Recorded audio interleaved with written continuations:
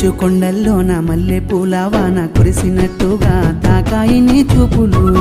నాకు రాసాయి శ్రీలేఖలు